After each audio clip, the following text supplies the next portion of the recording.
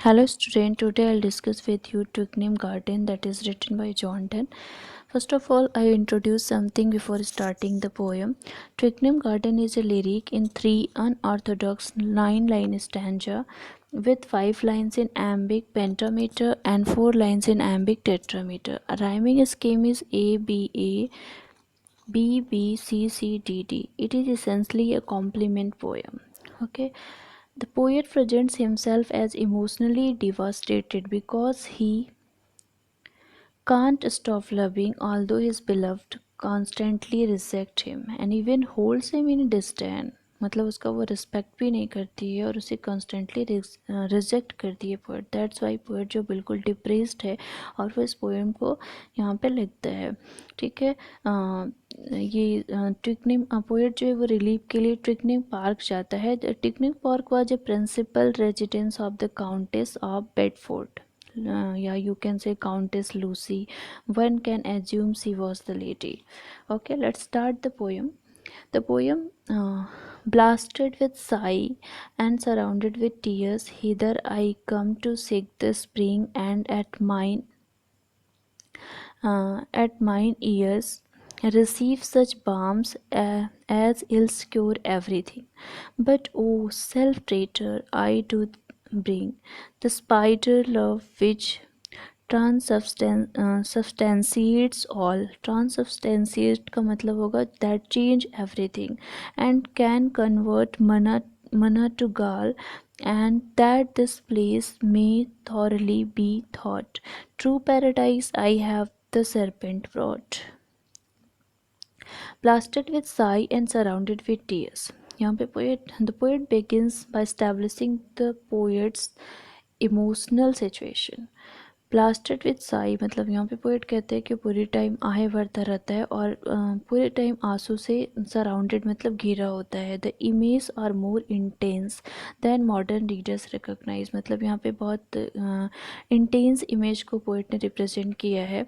The poet compares himself to a winter countryside torn by winds and immersed in water. मतलब poet जो है वो खुद को कंपेयर करता है कि विंटर कंट्री साइड से जो कि बिल्कुल विंड्स और वाटर से इमर्स्ड और टॉर्न होता है. He comes to Twickenham garden for more than relief. मतलब जिस तरीके से कि मतलब वो क्या यहाँ बोलते हैं कि वो ट्विकनम गार्डन में जो है वो रिलीफ के लिए आता है. Come to seek the spring and at mine eyes he comes for everything that is spring. The restorer of life implies here. Life is restored through the eyes and the ear by seeking and hearing the lady.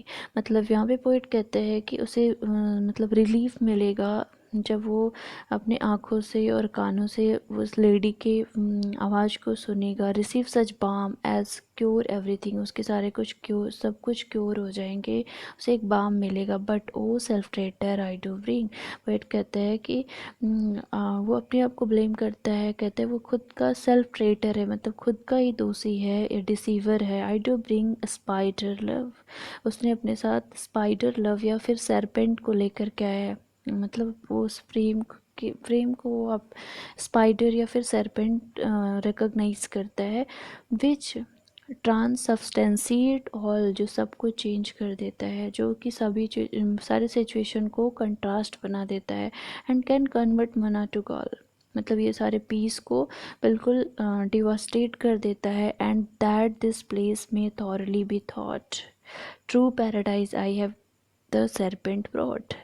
मतलब poet यहाँ पे कहता है कि जिस तरीके से even the greatest pleasure thus turns bitter, he feels like the serpent in Eden. जिस तरीके से आदम और ईव की बात की जाए तो वहाँ पे serpent क्या होता है जो वहाँ के heaven को पूरी heaven के जो peace होते हैं उसको बिल्कुल समाप्त कर देता है. he feels like the serpent in Eden, the contradictory element which makes everything else perfect.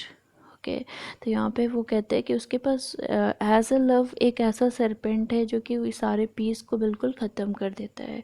Next हम लोग देखेंगे that's were wholesomer for me that winter did benight the glory of this place, and that a grave frost did forbid. These three these trees to laugh and mock me to my face, but that I may not this disgrace endure, nor yet leave loving love let me some senseless piece of this place be. Make me a mandrake so I may grow here, or the stone fountain weeping out of my ear. That were wholesomer for me. The second stanza returns to the image of health, मतलब पोएट अपने आप को यहाँ पे unhealthy show करता है, मतलब वो बहुत बहुत डिवास्टेट है या फिर वो बहुत डिस्टर्ब रिप्रेजेंट करता है. The persona persona observe that, यहाँ पे पर्सोना का सेंस होगा कि जब जो कैरेक्टर होता है, character adopted by an author, मतलब ऑथर ने खुद को एक कैरेक्टर रिप्रेजेंट किया है, वहाँ पे पर्सोना बोलते हैं. तो हम बोलेंगे the persona observe that his situation would improve if winter prevailed at Twickenham. ठीक है. Then the contrast between its whole summer and his disease would disappear.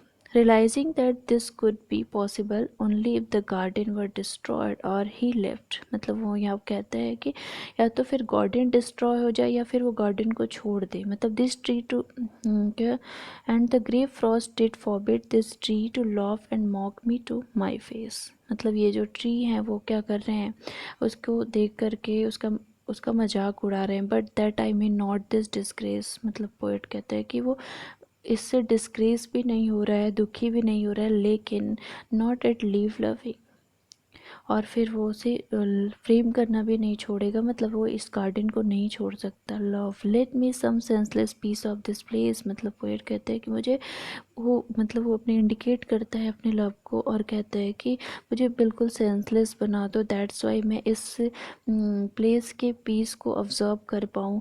Make me ए मैंड्रक, या फिर मुझे मैंड्रक बना दो, सो आई मे ग्रो हेयर, और मैं यहीं पे ग्रो करूँ और यहीं पे रहूँ. और a stone fountain vaping out of my year, या फिर पोएट यहाँ पे लास्ट में बोलता है कि या तो फिर आप मेरे को मैंड्रिक का सेंस फर्स्ट ऑफ ऑल हम डिस्कस करेंगे कि मैंड्रिक क्या होता है. It's a kind of plant.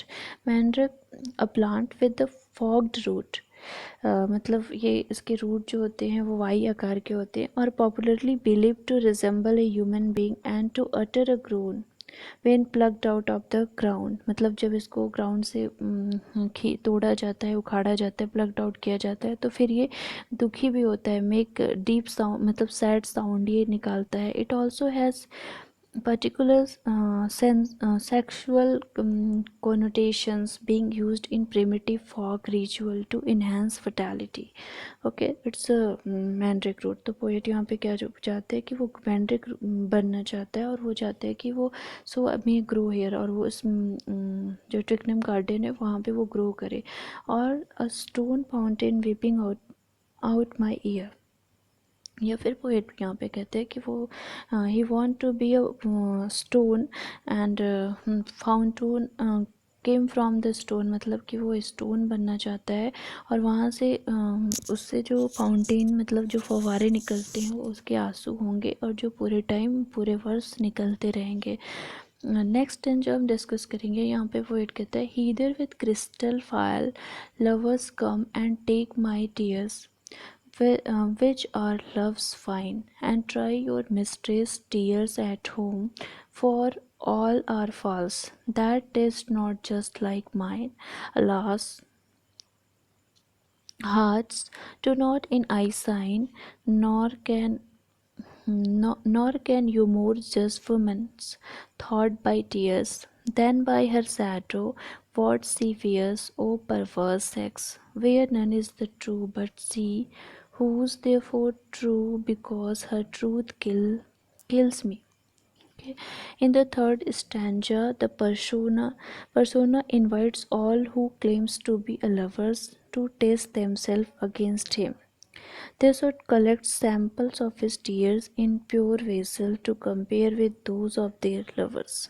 मतलब यहाँ पे पोइट जो है वो कहता है हीदर विद क्रिस्टल वायल्स, मतलब वो सभी जो भी लवर्स हैं उनको वो क्लेम करते हैं कि वो एक क्रिस्टल फायल या वायल्स के साथ आएँ और एंड टेक माई टीयर्स, और मेरे वो टीयर्स को, आंसू को यहाँ से ले जाएंगे, और विच आर लव्स वाइन, जो कि एक लव्स वाइन होगा, प्रेम के लिए वाइन होगा, और try your mistress tears at home, और कंपेयर करेंगे, compare with those of their lovers, if the taste do not match their mistress are false। यहाँ पे कहते हैं for all are false that taste not just like mine, मेरी तरह नहीं होगा तो फिर वो क्या है, false है। alas hearts do not in eyes sign nor can you more judge women's thought by tears, मतलब यहाँ पे पॉइंट कहता है कि आप किसी के हार्ट्स को उसके आई से ही ऑब्जर्व नहीं कर सकते, मतलब he goes on to observe that since women can manufacture tears at will, their eyes are not true indicators of the state of their heart, मतलब उनकी जो आई है वो उनके हार्ट्स के ट्रू इंडिकेटर नहीं होती। In fact he says you can judge a woman's feeling from her eyes about as well as you can judge her costume from her shadow, मतलब आप उसी तरीके से ये जज नहीं कर सकते कि वुमेन के टीयर से आप उनके फीलिंग को जज नहीं कर सकते as it is then by her shadow what she wear, उनके शैडो से कि वो क्या कॉस्ट्यूम पहनी है ये भी आप जज नहीं कर सकते, एज इट इज़ उनके टीयर से आप उनके थॉट या फीलिंग को जज नहीं कर सकते।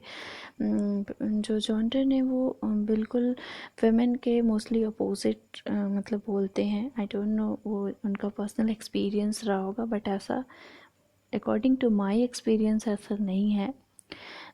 Every one is equal. Oh, perverse sex where none is true but she, who's therefore true because her truth kills me।